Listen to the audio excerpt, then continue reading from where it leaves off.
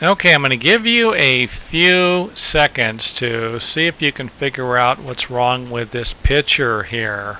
Is it the window, the stucco, fascia board, maybe the gutter? Is there something actually growing out of the gutter? Are them weeds on the roof?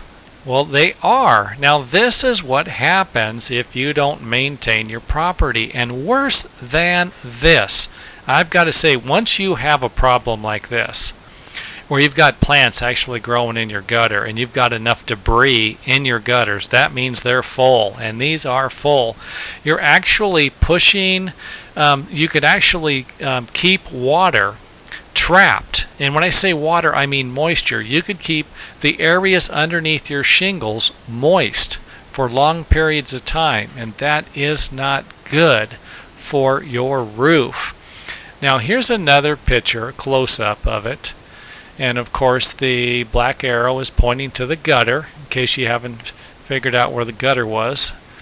Now look at that. Just hard to imagine that there's that much stuff in there. So if I could give you one piece of advice, it would be to keep your gutters clean. Now it wouldn't be much. You could get a 6-foot ladder and a small scrap of wood, something, even a hammer handle, and start pushing this stuff out of here. Even if you don't get it all out, if you could get most of it out, you're going to be better off than leaving it in there. Now what's going to happen once these roots really get going, or what's going to happen if these roots start to grow underneath the shingles? They're going to actually lift the shingles up. You're talking about some damage now. Just wait until they start lifting the shingles up and growing into the attic. And again, I've seen plenty of things like this happen, and now I can understand. I've got to say, let's just say you've got a whole bunch of bushes, you've got trees up against the house, and you've got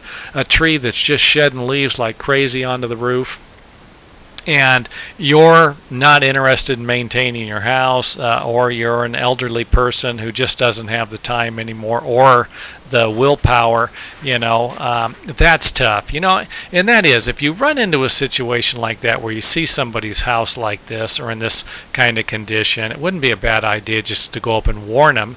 And if it is an elderly person or someone that can't get up there and clean the gutters out, maybe go over there and clean them out for them. Just a thought. Friendly neighborhood, friendly neighbor, you can do it. So again, plants growing in gutters, no, this is not good.